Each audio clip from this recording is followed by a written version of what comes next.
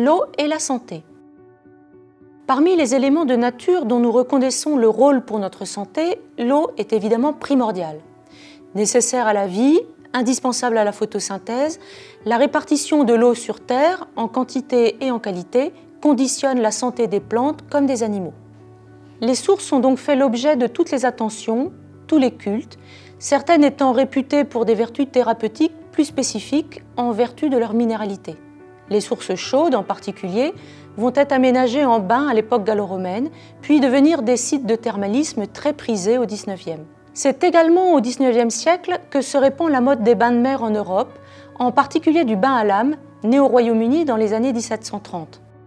L'immersion dans les vagues de mer froide est alors réputée guérir des maux du corps, comme de la mélancolie de l'esprit. C'est ce que l'historien Alain Corbin a particulièrement bien décrit dans son ouvrage « Le territoire du vide, l'Occident et le désir du rivage ».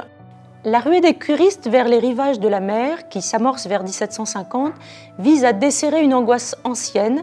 Elle entre dans les tactiques de lutte contre la mélancolie et le spleen. Mais elle répond aussi au désir de calmer les nouvelles anxiétés qui, tout au long du XVIIIe siècle, gonflent et se relaient au sein des classes dominantes. C'est bien ce qui fait la richesse du discours médical consacré aux vertus de l'eau froide et de la mer, et plus encore aux indications du bain à l'âme et de la villégiature côtière.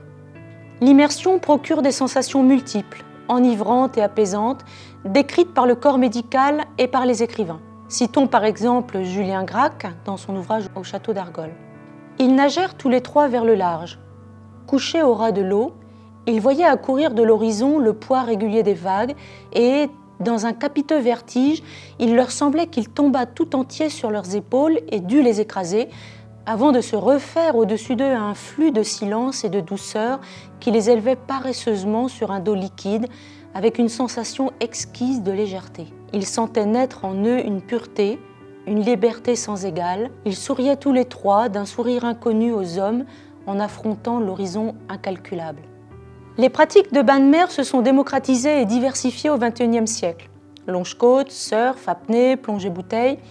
Les paysages sous-marins font partie de nos espaces de ressourcement et de notre culture. Univers sans cesse enrichi depuis le roman de Jules Verne, 20 000 lieues sous les mers, paru en 1870, jusqu'au film de Luc Besson, Le Grand Bleu, en 1988. L'eau, sous toutes ses formes, a un pouvoir apaisant qui est utilisé de multiples manières.